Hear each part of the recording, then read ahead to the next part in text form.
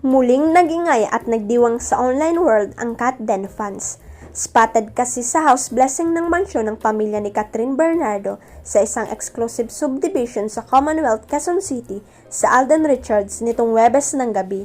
Agad nagtrending ang videos kung saan makikitang si Alden pa ang hawak ng tray ng cocktail drinks. Ang aktor ang kasama ng aktres na nagbigay ng drinks sa mga magulang ni Catherine, mga kapatid at sa iba pang mga guests para sabay-sabay silang magkanpay.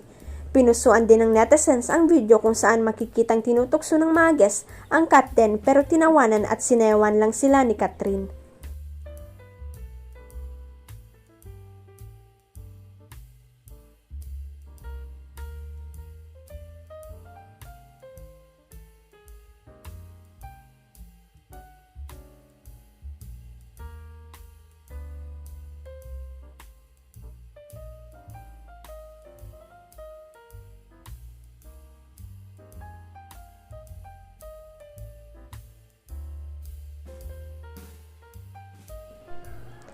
Very low profile ang pamilya Bernardo kaya walang kaalam-alam ang mga fan na noong Huwebes na pala ang inaabangang house blessing ng napakalaki at nakapakabonggang mansyon ni na Mami Min, Daddy Teddy, mga anak na sina Kat, Christine, Kay at Kevin.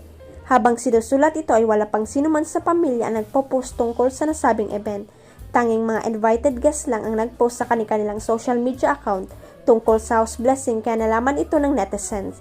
Sa pool area at garden na overlooking ang iba't ibang cities sa Metro Manila at Karatig Provincia, nag-set up ang sikat na floral and events designer na si Gideon Hermosa. Mahahabang lamesa na may canopy ng mga twigs, manipis na sanga ng puno na punong-puno ng mga ilaw at bulaklak ang bonggang dekorasyon. Napawaw ang netizens sa ganda at laki ng nasabing bahay.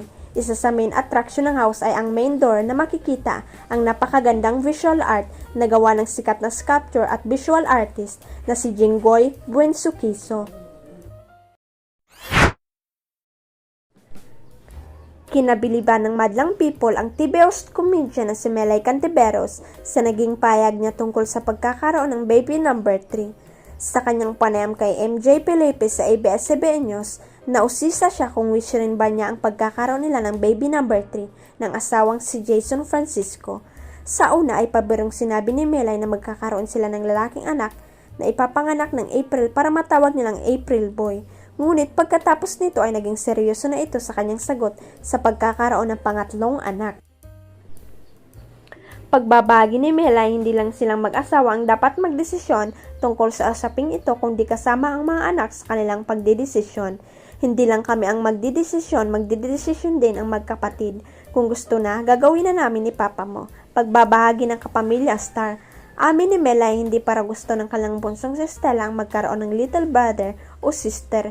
Pero kung di mo pa gusto, part ka rin ng family, dapat isa ka rin sa magde-decide. Ayaw pa ni Stella, pagpapatuloy niya. Marami naman ang mga sa paraan ng parenting style ni Melay at Jason. Huwag kalimutang i-click ang subscribe button at i-ring ang notification bell para sa latest at legit chika updates.